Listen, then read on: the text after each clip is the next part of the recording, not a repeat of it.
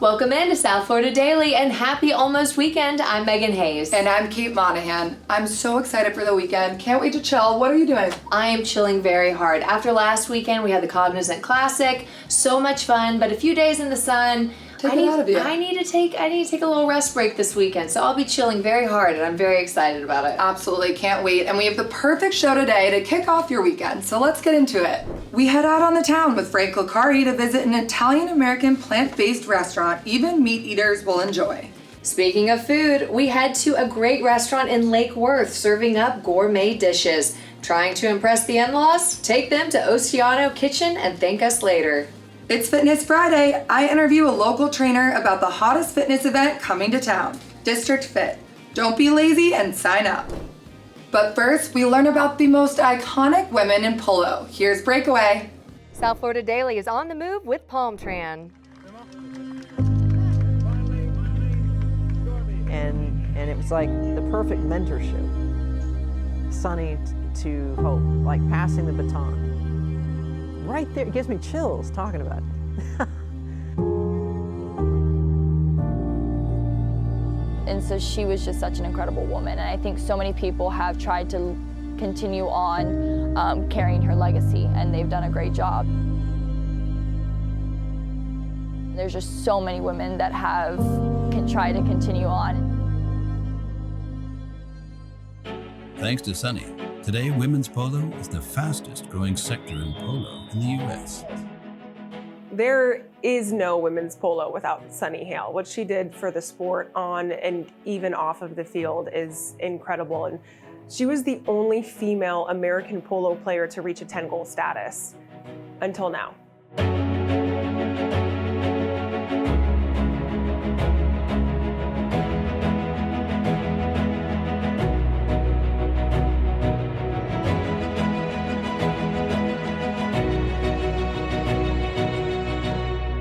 Sunny Hale, in the women's polo in the world, in my opinion, Sunny Hale she was the benchmark pinnacle. You know, she was the meteor of brightness. She represents the benchmark of where women should be reaching to achieve. Sunny Hale's entire life was horses in polo, and she grew up around really, really strong women as well.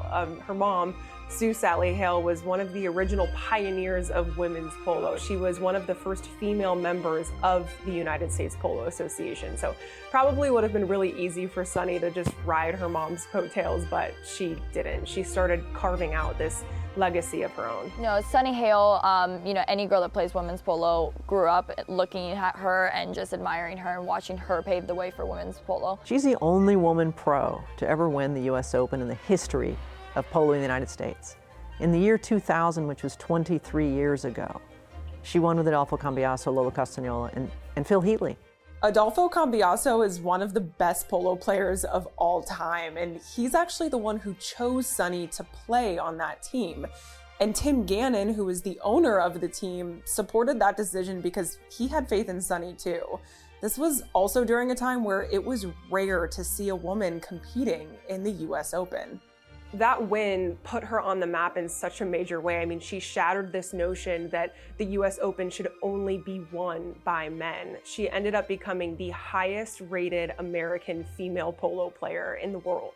And not only was she a pioneer for the women's polo and really just paved the way and allowed it to really be more okay for women to become professionals, but she was always so incredibly kind to me. The quality of her character exceeded most human beings on this planet, and she never boasted about it. She never once, thought of herself as the best. She was very humble.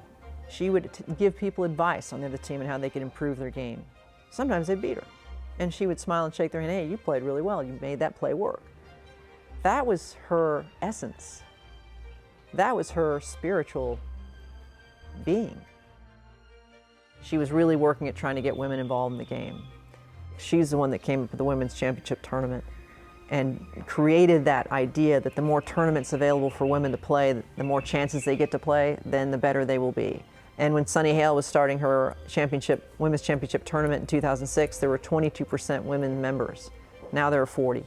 and we may be exceeding that. So we're pushing to 50% membership in the United States Polo Association. And I think so many people have tried to continue on carrying her legacy, and they've done a great job. You know, you have Melissa Gansey, you have Dawn Jones, you know, there's just so many women that have tried to continue on.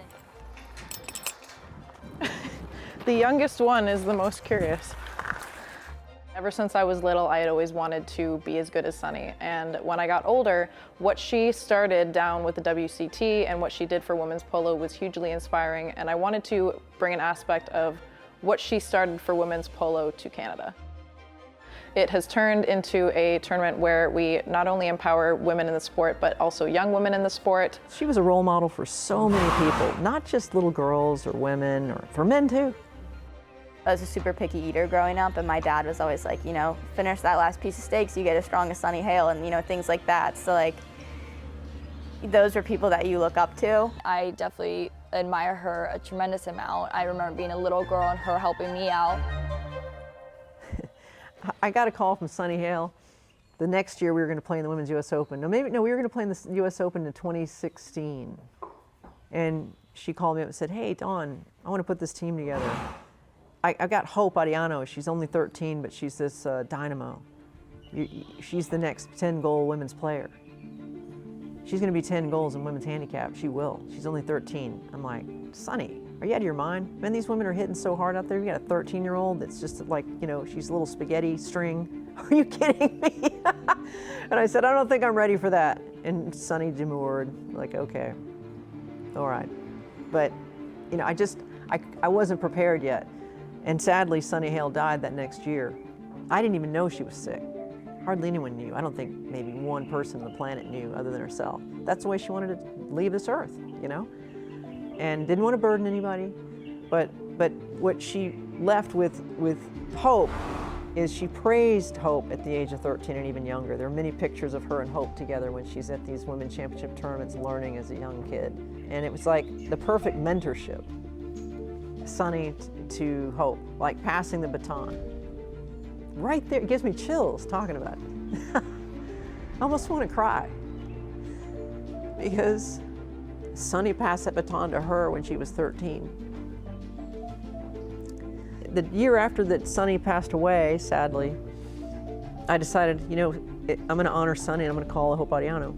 She's going to be 14 and I have faith in her.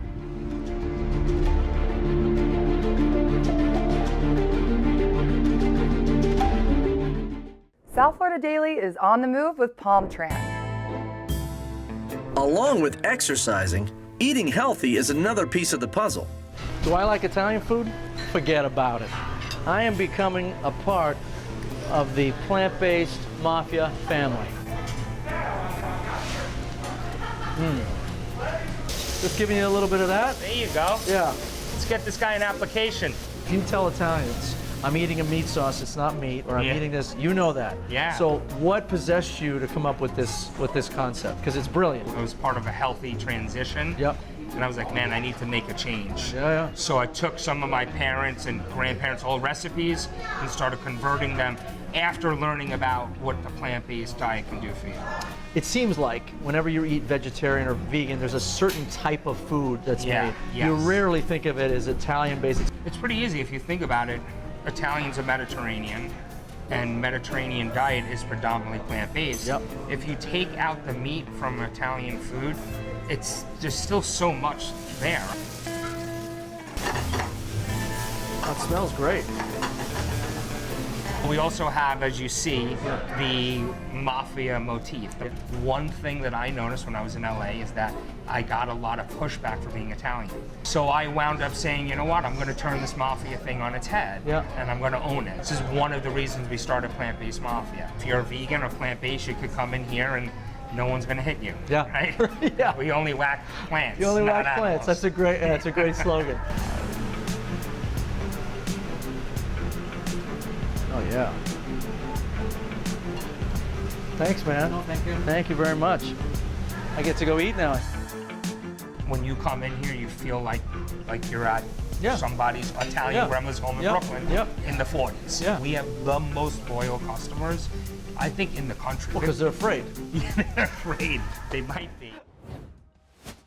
We're on Facebook, we're on Instagram, and now, Kate, where can people find us? YouTube. We have full episodes on our YouTube page. Make sure you subscribe and head to southfldaily.com for more information. The South Florida Daily Set is sponsored by Eldorado Furniture.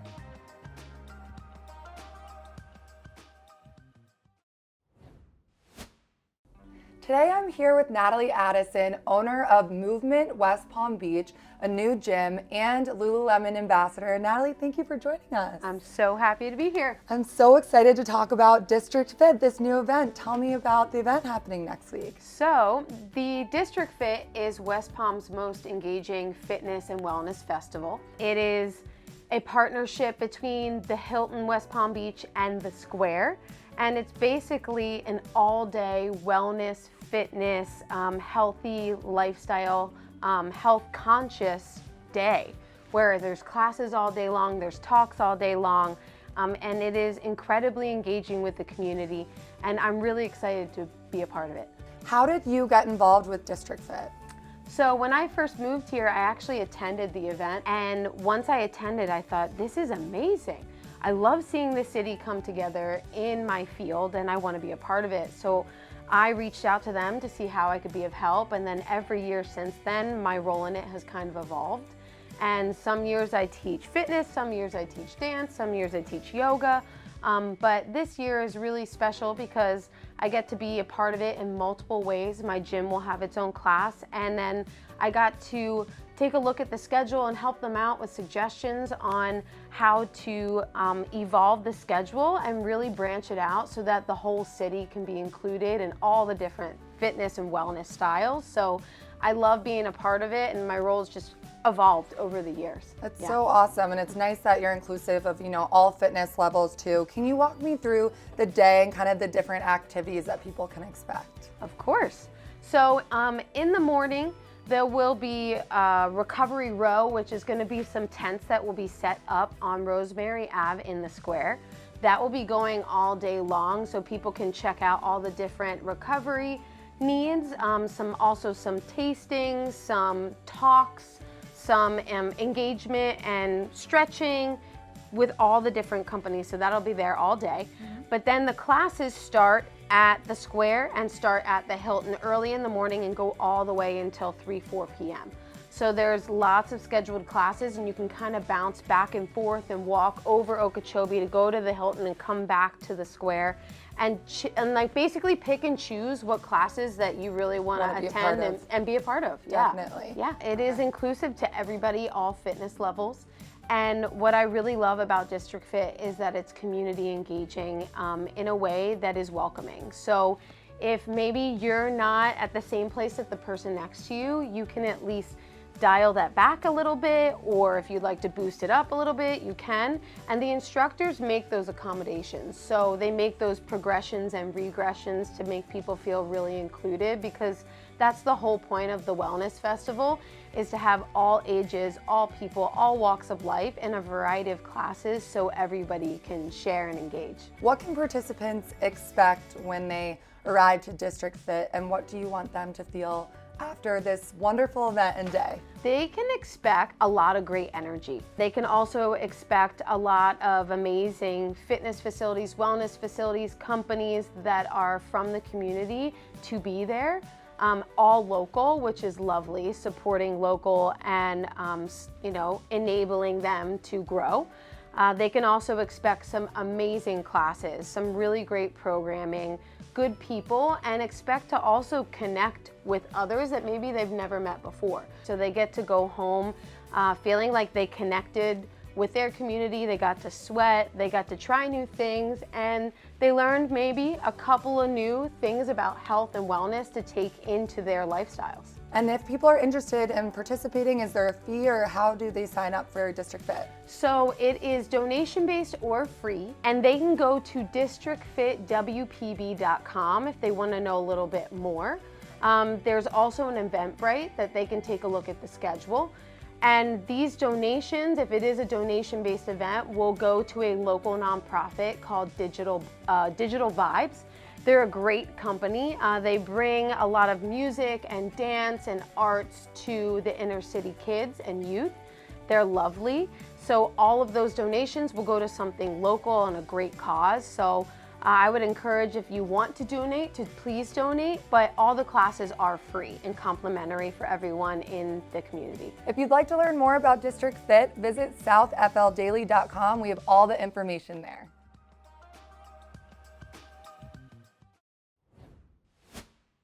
Welcome back into South Florida Daily. We're about to take you to one of my favorite restaurants. Have you been to Oceano Kitchen, Megan? I have not, but I have a feeling after this segment, I will want to go. Absolutely. Here's Shelly Lockhart. The menu at Oceano Kitchen in Lantana, Florida is a fresh canvas every day. You never know what chefs Cindy and Jeremy Bierman are going to be whipping up in this little culinary gem, but you can bet that it is going to be fresh, local, and big on flavor.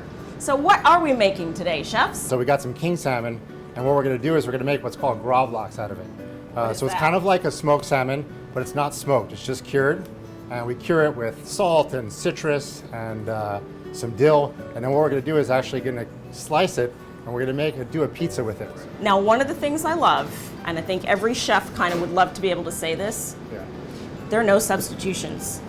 You get what you get, don't get upset. We have a little saying on the menu. It says, modifications politely declined.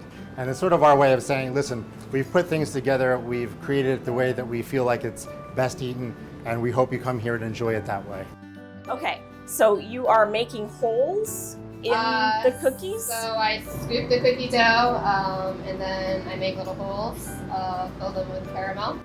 So tell us how you got here to Lantana and Oceano Kitchen.